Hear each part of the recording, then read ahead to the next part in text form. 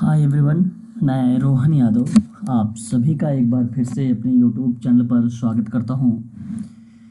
आज मैं आप लोगों से डिस्कस करने वाला हूं समाज कार्य के संदर्भ में कुछ महत्वपूर्ण प्रश्नों पर। और आज की जो हमारी ये क्लास होने वाली है काफ़ी इम्पोर्टेंट क्लास है। 30 मल्टीपल चॉइस क्वेश्चंस आप सभी के सामने होंगे जो आगामी परीक्षा यूजीसी नेट और किंग जॉर्ज मेडिकल यूनिवर्सिटी से संबंधित होंगे।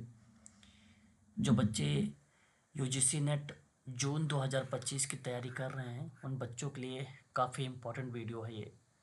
और जो बच्चे तैयारी कर रहे हैं एमएसएसओ यानी medical social service officer grade second या फर्स्ट की या एम्स की या KSSCI की तैयारी कर रहे हैं तो उन बच्चों के लिए ये बड़ी इम्पोर्टेंट वीडियो है।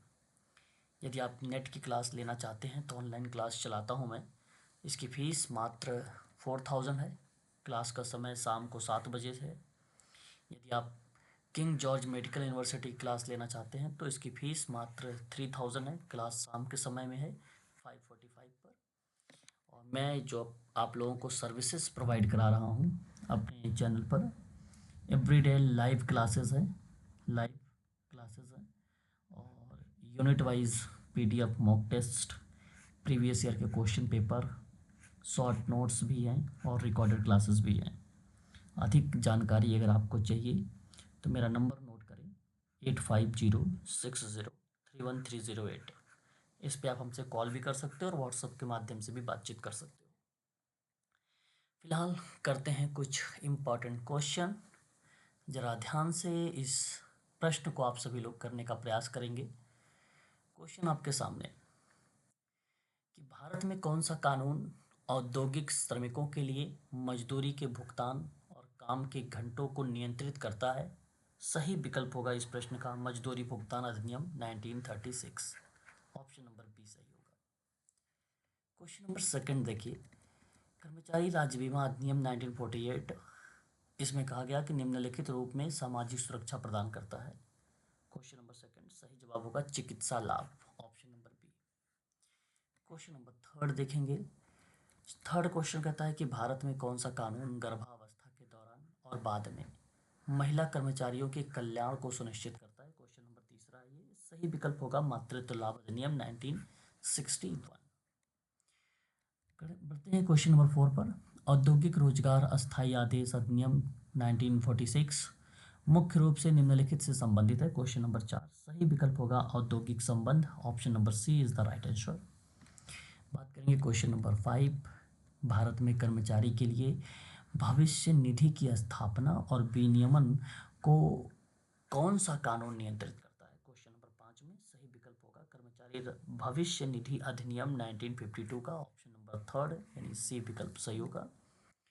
क्वेश्चन नंबर 6 ट्रेड यूनियन अधिनियम 1926 निम्नलिखित के पंजीकरण और विनियमन का प्रावधान करता है। क्वेश्चन नंबर 6 में सही विकल्प होगा trade union. Option number B.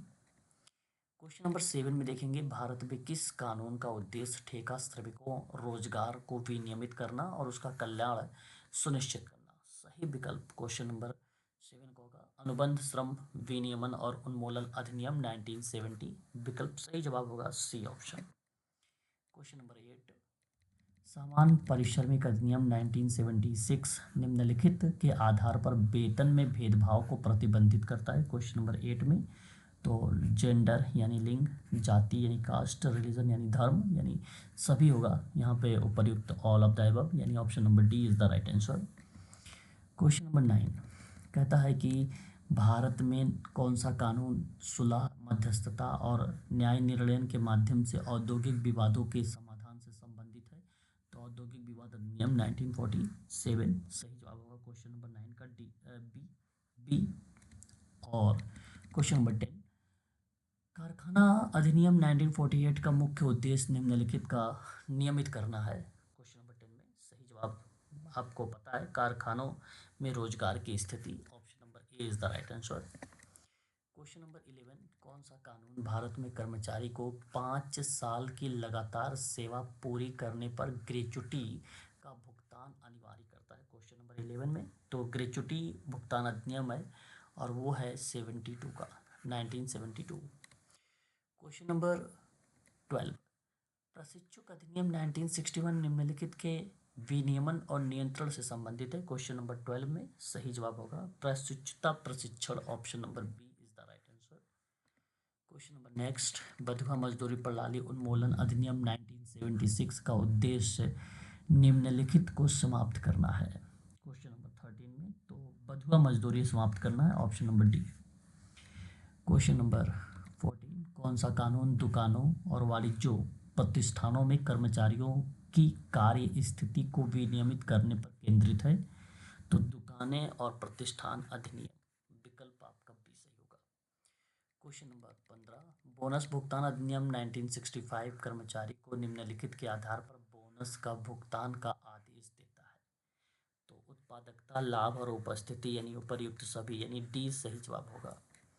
Question number 16, Bharat में कौन सा कानून औद्योगिक श्रमिकों के लिए चिकित्सा सुविधा, कैंटीन और शौचालय के प्रावधान को अनिवार्य बताता है या बनाता है? क्वेश्चन नंबर 16 में तो सही विकल्प हो जाएगा ऑप्शन नंबर बी, कारखाना अधिनियम 1948। क्वेश्चन नंबर 17, औद्योगिक रोजगार अस्थायी आदेश अधिनियम 1946 के तहत न नियोक्ताओं को रोजगार की शर्तों और नियमों को परिभाषित करने की आवश्यकता होती है। सही जवाब क्या होगा क्वेश्चन नंबर 17 का? तो ऑप्शन नंबर आपका सी जाएगा, अस्थायी आदेश। क्वेश्चन नंबर 18, कर्मचारी भविष्य निधि एक सामाजिक सुरक्षा योजना है जो भारत में किस कानून द्वारा शासित है? तो क्वेश्चन नंबर 18 सही विकल्प हो जाएगा ऑप्शन नंबर सी, कर्मचारी भविष्य निधि अधिनियम 1952। क्वेश्चन नंबर 19, बाल श्रम निषेध विनियमन अधिनियम 1986 निम्नलिखित आयु वर्ग से कम बच्चों के रोजगार पर प्रतिबंध है, यानी 14 वर्ष के बच्चों पर। क्वेश्चन नंबर 20, भारत में कौन सा कानून खतरनाक प्रक्रियाओं में कार्यरत श्रमिकों की सुरक्षा, स्वास्थ्य और कल्याण सुनिश्चित करता है? क्वेश्चन नंबर 20 सही जवाब हो जाएगा ऑप्शन नंबर डी, खतरनाक प्रक्रिया रोजगार और सेवा की शर्तों का विनियमन अधिनियम 1988 का, ऑप्शन नंबर डी यहाँ पे सही हो जाएगा।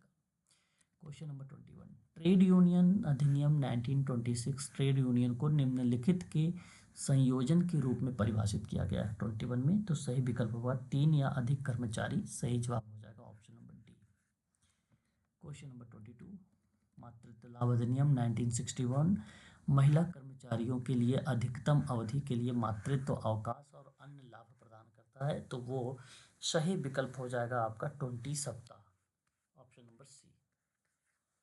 क्वेश्चन नंबर 23, ट्रेड यूनियन अधिनियम 1926 निम्नलिखित से मिलकर बने ट्रेड यूनियन के पंजीकरण पर प्रतिबंध लगाता है? क्वेश्चन नंबर 23 तो सरकारी कर्मचारी, option number C. Question number 24, राष्ट्रीय ग्रामीण रोजगार गारंटी अधिनियम 2005 है, ग्रामीण परिवारों को एक वित्तीय वर्ष में न्यूनतम कितने दिनों का रोजगार की गारंटी देता है? तो 100 दिनों का, सही विकल्प क्या होना चाहिए? Option number D. Question number next, कर्मचारी राज्य बीमा अधिनियम या कर्मचारी राज्य बीमा योजना का प्रशासन किसके द्वारा किया जाता है? क्वेश्चन नंबर 25 में सही जवाब हो जाएगा ऑप्शन नंबर बी, कर्मचारी राज्य बीमा अधिनियम। क्वेश्चन नंबर 26, औद्योगिक विवाद अधिनियम 1947 निम्नलिखित की स्थापना का प्रावधान करता है? सही विकल्प हो जाएगा ऑप्शन नंबर बी, कार्य समितियां। क्वेश्चन नंबर बढ़ेंगे 27 पर, अनुबंधन श्रम विनियमन उन्मूलन अधिनियम 1970 में परिभाषित अनुबंधन श्रमिक शब्द का तात्पर्य निम्नलिखित व्यक्तियों से है? तो सही जवाब हो जाएगा ठेकेदार द्वारा नियोजित, option number C. Question number 28, बीड़ी और सिगार श्रमिक रोजगार की शर्तें अधिनियम 1966 निम्नलिखित की कार्य स्थितियों को विनियमित करने पर केंद्रित है? क्वेश्चन नंबर 28 तो बीड़ी और सिगार श्रमिक, option number C. Question number 29, केंद्रीय सलाहकार बोर्ड किस अधिनियम के तहत श्रम कल्याण से संबंधित विभिन्न मामलों पर केंद्र सरकार को सलाह देने के लिए एक प्रमुख घटक के रूप में रिप्रेजेंट किया गया? तो कारखाना अधिनियम 1948, option number C. Question number 30, बगान श्रम अधिनियम 1951 निम्नलिखित कार्यरत श्रमिकों पर लागू होता है? तो वो होता है वृक्षारोपण, ऑप्शन नंबर सी। ठीक है, ये चीज़ जरूर ध्यान रखेंगे। ये थे सवाल जो संबंध में थे सोशल वर्क के, श्रम विधान और श्रम कल्याण पर थे। ये हमारा आज का क्वेश्चन। अब ध्यान से सुनिएगा, मैं अपने यूट्यूब चैनल पर सोशल वर्क में नेट जेआरएफ और एमएसएसओ ग्रेड सेकंड फर्स्ट की ऑनलाइन क्लासेस प्रोवाइड कराता हूँ, और ये मेरा कॉन्टेक्ट नंबर है, आप इसे नोट कर सकते हैं 8506031308। एमएसएसओ का ग्रेड सेकंड और ग्रेड फर्स्ट की जो फीस रखी गई है वो मात्र 3000 है। इसमें सारे चीज़ें आप लोगों के लिए अवेलेबल है, यूनिट वाइज पीडीएफ है, मॉक टेस्ट है, पीवाईक्यू है, आपका रिकॉर्डेड क्लासेस भी आप लोगों के लिए प्रोवाइड है, सब कुछ। और क्लास का समय है 5:45 PM। यूजीसी नेट की फ़ीस है मात्र 4000, शाम को 7 बजे क्लास है इसकी, प्रतिदिन क्लास चलती है। यदि आप नेट की तैयारी कर रहे हैं तो अभी से अध्ययन आप लोग स्टार्ट कर दें, यानी प्रारंभ कर दें, क्योंकि सिलेबस बड़ा है। यदि आप प्रतिदिन पढ़ेंगे तभी आपका सिलेबस कवर हो पाएगा नेट का, ठीक है।